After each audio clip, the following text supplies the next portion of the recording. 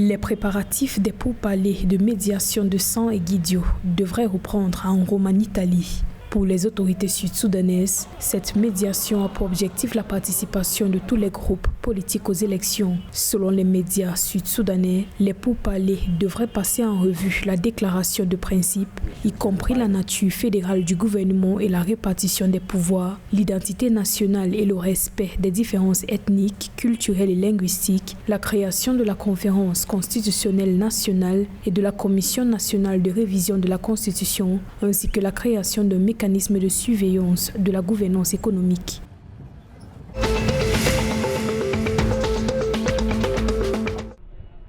L'Éthiopie a obtenu 2,35 milliards de dollars sous forme de versement au cours des 7 derniers mois de l'exercice 2021-2022. Selon un communiqué de l'Agence de la diaspora éthiopienne, le montant des transferts de fonds de la diaspora par les voies légales est supérieur à l'objectif qu'elle s'est fixé pour les 7 premiers mois de l'exercice 2021-2022, qui est de 2,3 milliards de dollars. L'Éthiopie prévoit d'obtenir un total de 4 milliards de dollars par le biais de transferts de fonds au cours de l'exercice 2021-2022 qui s'achève en juillet 2022.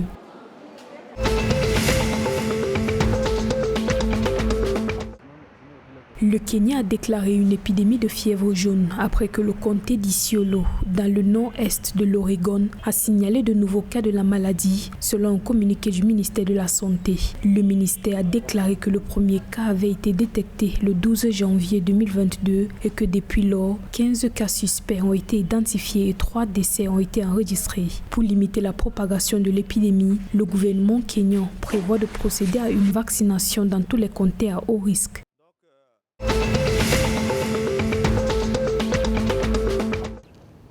Au Rwanda, le gouvernement a levé le couvre-feu nocturne qui était en place depuis 2 ans après la découverte du premier cas de Covid-19 en mars 2020. La décision intervient à la suite d'une baisse des cas de Covid-19 et après que le Rwanda a atteint son objectif de vaccination Covid-19 de 60% de la population, soit 7,8 millions sur 12,9 millions d'habitants le 4 mars 2022. Dans le cadre du déconfinement du pays, le président Paul Kagame a également décidé de rouvrir toutes les frontières terrestres du Rwanda à partir du 7 mars 2022. Les frontières sont fermées depuis 2 ans. Seuls les citoyens de retour et les camions de fret étaient autorisés à traverser.